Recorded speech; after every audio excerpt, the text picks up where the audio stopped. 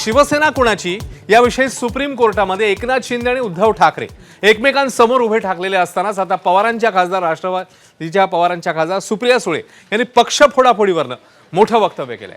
शरद पवारांना त्यांचा पक्ष रितसर मिळायला हवा, नंतर त्यांनी तो कुणाला द्यायचा हे ठरवावं, असं महत्त्वाचं वक्तव्य केलंय सुप्रिया सुळेंनी। शिवसेना आणि राष्ट्रवादी ज्या पद्धतीने फोडण्यात आली ते अयोग्यच होतं अशीही टिप्पणी त्यांनी केली। तर शिवसेना ठाकरेंचीच आहे, निवडणूक आयोगाने अन्याय केला अशा कठोर शब्दात सुळेंनी मग आक्षेप घेतलाय।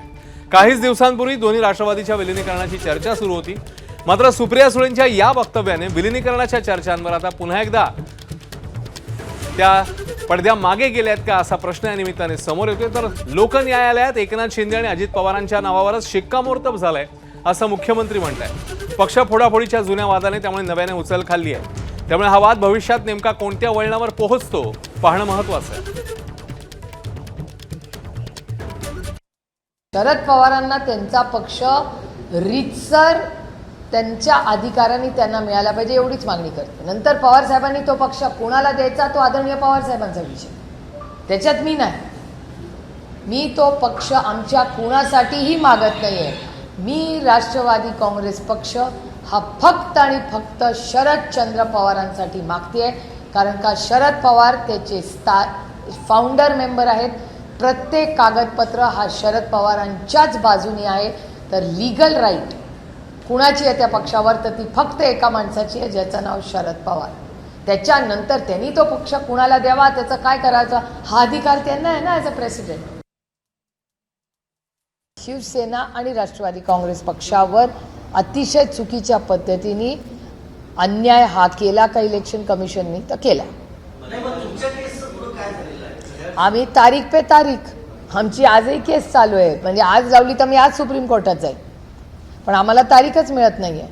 हे दुर्दैव आहे की ज्या शरद पवार यांनी पक्ष स्थापन केला, कागदपत्र शरद पवारांच्या बाजूने होती, त्या शरद पवारांकडून चुकीच्या पद्धतीने पक्ष काढून घेतला।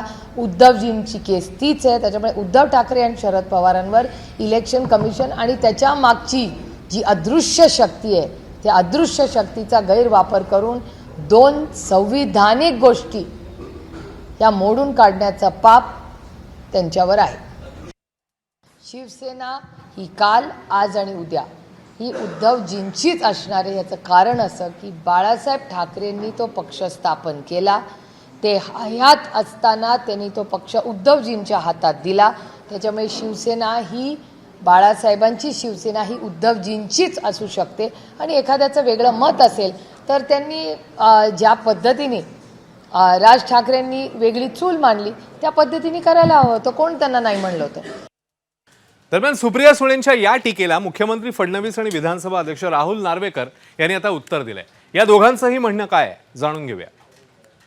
पूर्वी लोक न्यायालयाने हा निर्णय 2024च्या विधानसभा निवडणुकीत दिलेला आहे आणि लोक न्यायालयाने शिवसेना ही सन्माननीय एकनाथराव शिंदेजींची आणि राष्ट्रवादी ही अजितदादा पवारांची आहे, यावर शिक्कामोर्तब केलेला आहे।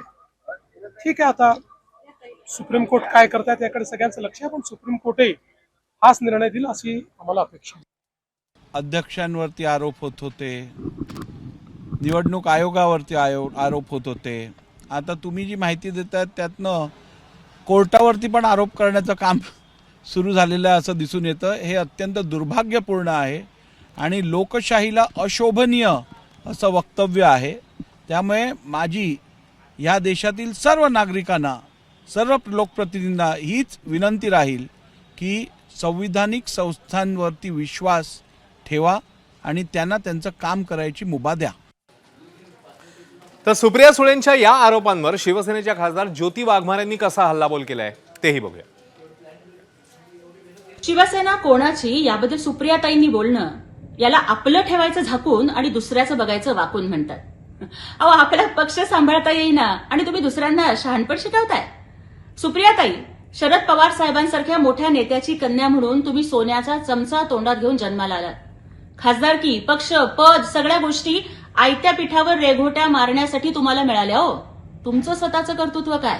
अहो, तुम्ही सुद्धा लाडकी लेक योजनेच्या लाभार्थी, त्यामुळे तुमच्यासारखी घराणेशाहीतून पुढे आलेली माणसं घराणेशाहीच समर्थन करणार.